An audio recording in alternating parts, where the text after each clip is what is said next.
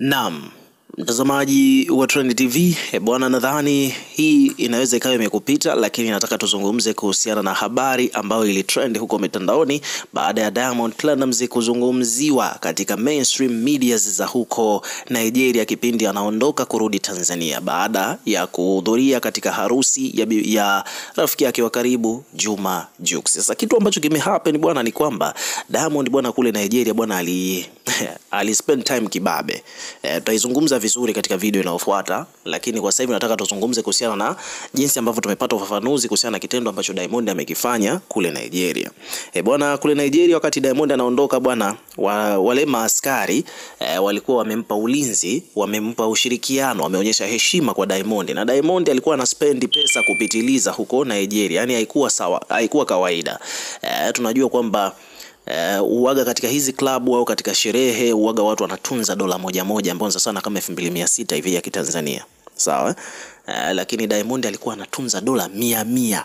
Yani akitoa dola mbili, dola zile noti mbili, maana yake ameshatoa milioni hapo. Sijui, maana yake hapo ametoa kama laki nne. Akisitoa 5 ndo ametoa zaidi ya milioni 1.6 hivi za Kitanzania.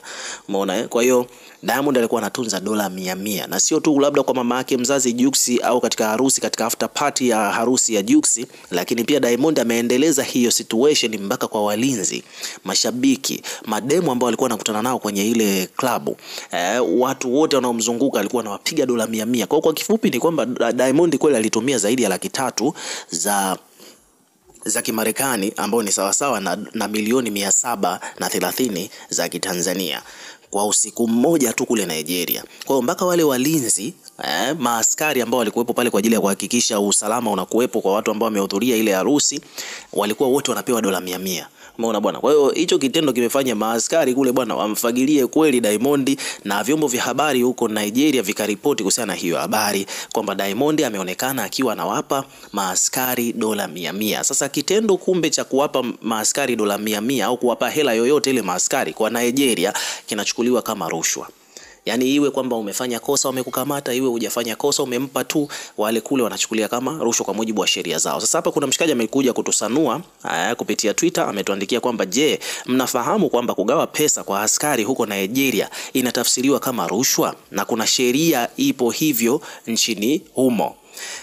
Ipi adhabu yake kama Diamond atakuwa na hatia kwa mamlaka husika itampatia adhabu gani? Sheria za Tanzania zinatafsiri vipi kosa la aina hii? Ziko dakika 7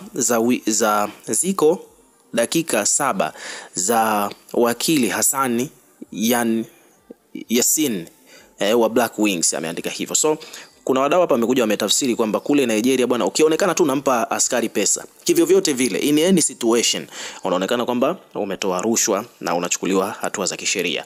Na ndio maana hata walizungumza katika vyombo vya habari huko Nigeria kuzungumzia hilo tukio, kwa sababu uwaga inahusishwa na mambo hayo ya rushwa. Lakini tunafahamu kwamba Diamond hakufanya kosa, labda itakawa anaonga, hapana, alitoa for fun, kwa furaha, kama ku appreciate. So ukiwa kama mdau na kipi cha kuzungumza kuhusiana na hilo, weka maoni yako bwana katika comment section, tutakuwa tukisoma na kureplay kila comment, na pia hakikisha una subscribe kwa ajili ya kupata update zaidi.